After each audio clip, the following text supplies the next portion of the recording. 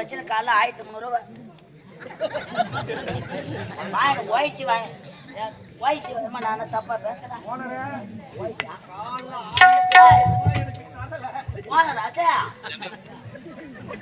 மதுராஜ் பேர் உட்காந்து மொட்டை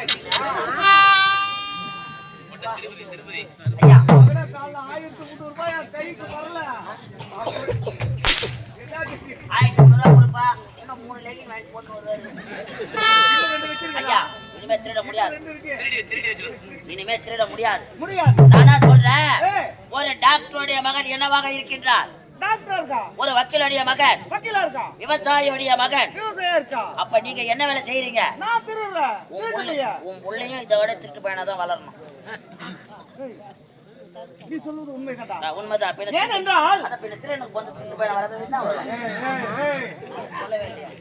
ஐயா உங்களுக்கு வயசு ஆமா ஏன் தெரியுமா? இந்த கள்ளிக்காட்டிலே என்னை நம்பி ஆமாங்க 6 குடும்பங்கள்.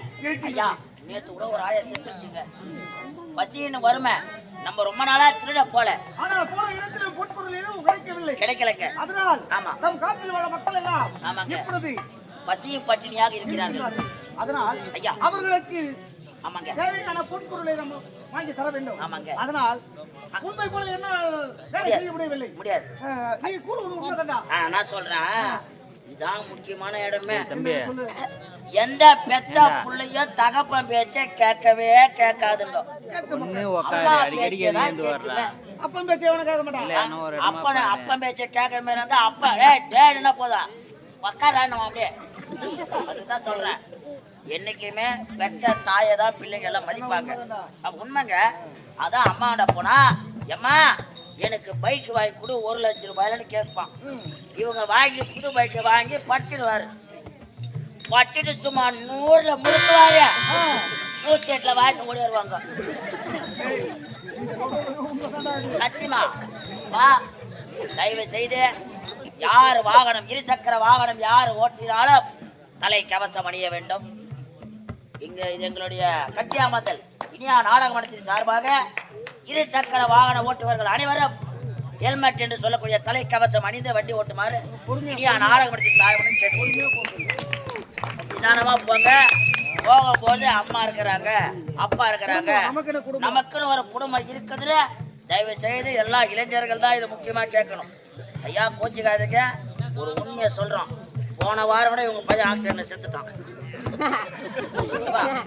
போய் சொல்ல தம்பி, உண்மையிலே சத்தியமா. ஆனா அவருக்கு புள்ள கிடையாது.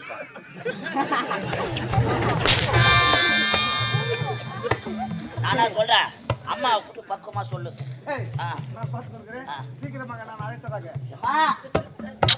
பச்சை கிளி வருகிறது.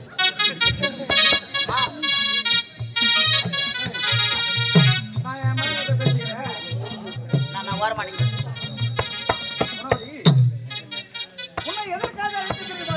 எதற்காக இதுவரை என்னை ஒரு வார்த்தை எதிர்த்து பேசியது கிடையாது. நான் என்ன செய்கின்றேன், ஏது செய்கின்றேன், அதுவும் எனக்கு எந்தவித குறையும் கிடையாது. குடும்பத்துல நான் நல்லவர்களாக இருக்க வேண்டும் என்றால் உங்களுடைய அணுகர்கள் இல்லாம நான் வாழ முடியாது.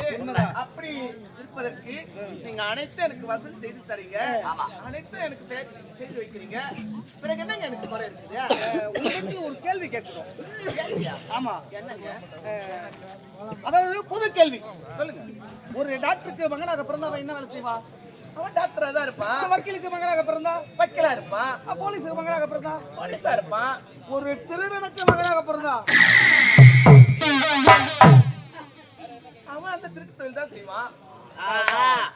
மச்சான் மாட்டிச்சு மச்சான். மிச்சம் அதான் மிச்சம் மிச்சம் மிச்சம் வைக்காத பேசுறது. திருடனுக்கு மகனாக பிறந்தால் திருடனா இருப்பான். திருடனாக வேண்டும்.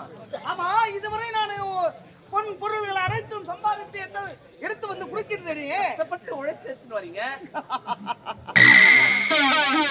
குணவதி, நான் கஷ்டப்பட்டு உழைத்து, ஆனா கஷ்டப்பட்டு தான் உழைத்து வரல. திருடிதான் மொத்தத்தில்